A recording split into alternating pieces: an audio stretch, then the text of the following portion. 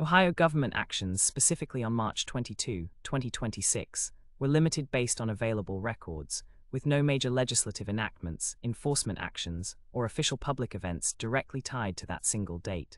The most relevant activity was a public media discussion on state matters, including tributes to fallen Ohio airmen and updates on Governor Mike DeWine's pardon project.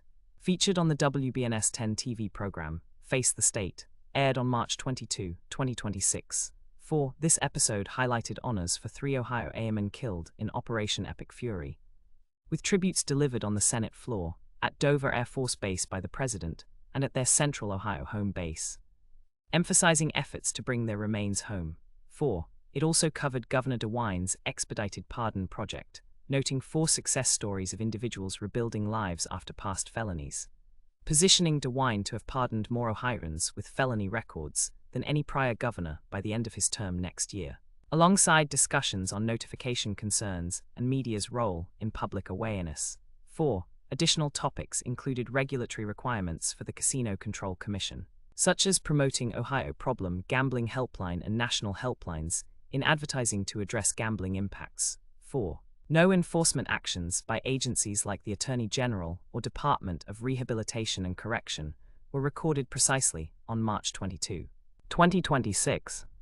Broader context from late March shows the Ohio Attorney General's office managing ballot initiatives, including a prohibition of construction of a data center, constitutional amendment petition submitted on March 16, 2026, adding Section 36 to Article II, with AG action due by March 26, 2026.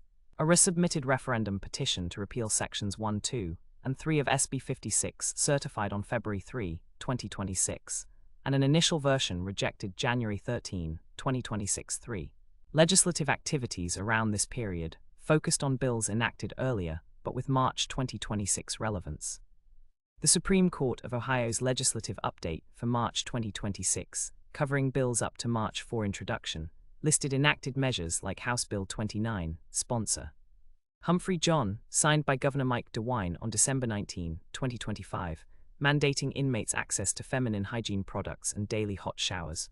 1-2 House Bill 96, sponsor Stewart, the FY 2026-27 state operating budget, signed June 30, 2025, despite 67 line-item vetoes by DeWine, with provisions impacting sentencing and related areas. 1 Senate Bill 295, sponsors Manning, Patton, signed February 20, 2026, addressing timelines for restoring competency in criminal cases and launching a pilot program in Lucas County, near Toledo Correctional Institution, managed by the Department of Rehabilitation and Correction for mental health and substance abuse treatment sites, medications, staff, and $26 appropriation. Other provisions included entering escapees from detention into the law enforcement automated data system, LEADS, within 48 hours, GPS monitoring for released offenders with zones and curfews, and modifications to the Targeted Community Alternatives to Prison (TCAP) program. New laws taking effect in March 2026. As reported around March 17, included restrictions clarifying college athletes' name, image, and likeness, nil contracts, Avery's law increasing penalties for dangerous dog owners, cannabis regulations limiting THC hemp sales to licensed dispensaries, real estate wholesaler disclosure requirements to sellers, and standardized absentee voting, where ballots must arrive by election day to count. 2 jails and prisons implementing daily hot showers, aligned with HB 29-2. On March 20, 2026, the Ohio Adjutant General's Department requested $51 in capital budget projects, including $13 in state funds and $38 otherwise. As noted in a review by the Ohio Society of CPA, no major public events beyond the Face the State broadcast were identified for March 22, and records show no executive orders, agency enforcement, or General Assembly sessions explicitly on that date.